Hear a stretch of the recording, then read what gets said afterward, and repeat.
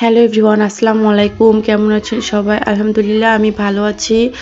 ঈদ রোজা তো প্রায় শেষই হয়ে গেল। চারদিকে শুধু ঈদের আমেজ, ঈদের আয়োজন। তো রোজাকে টাটা বাই বাই করে আমাদের মনে অনেক আনন্দ খুশি নিয়ে আমরা ঈদ শুরু করতে চলেছি। আল্লাহর কাছে অনেক অনেক শুকরিয়া, রমজানটা সুন্দর মতো শেষ করতে পেরেছি আলহামদুলিল্লাহ। আর আমি এই রমজানে কয়েকবার হালিম রান্না করেছিলাম, তো ভাবলাম একটা ভিডিও আপনাদের সঙ্গে শেয়ার করি। আজকে আমি রাঁধুনি হালিম মিক্স নিয়েছি, এটাই আজকে রান্না করব। আর এটা আমি গরম পানির মধ্যে কিছু সময়ের জন্য ভিজিয়ে রেখে দিচ্ছি। আর এদিকে পেঁয়াজ বেরেস্তা করে নিয়েছি, আর তার মধ্যে অর্ধেকটা তুলে রেখেছি, আর অর্ধেকটার মধ্যে আমি চিকেনগুলো দিয়ে দিলাম। এবার লবণ হলুদ দিয়ে আর বাকি মশলাগুলো দিয়ে ভালো করে কষিয়ে নিব। তারপর আপনাদের আপুদের কি অবস্থা?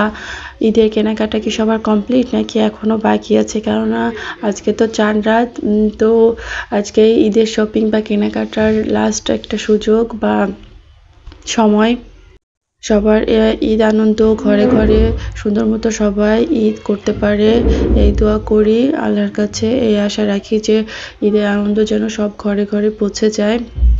আর এদিকে আমি মাংসটাকে ভালো করে কষিয়ে নিচ্ছিলাম।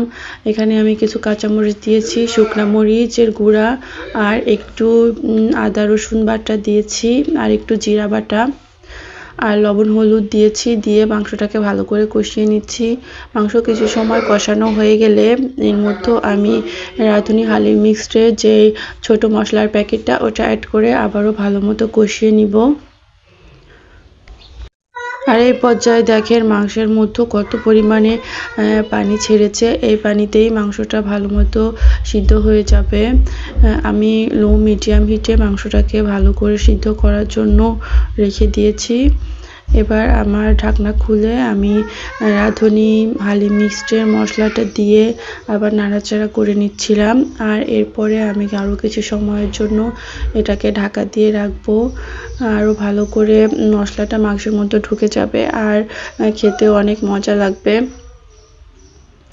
এটা হচ্ছে ঝটপট হালিম তৈরির একটা প্রসেস।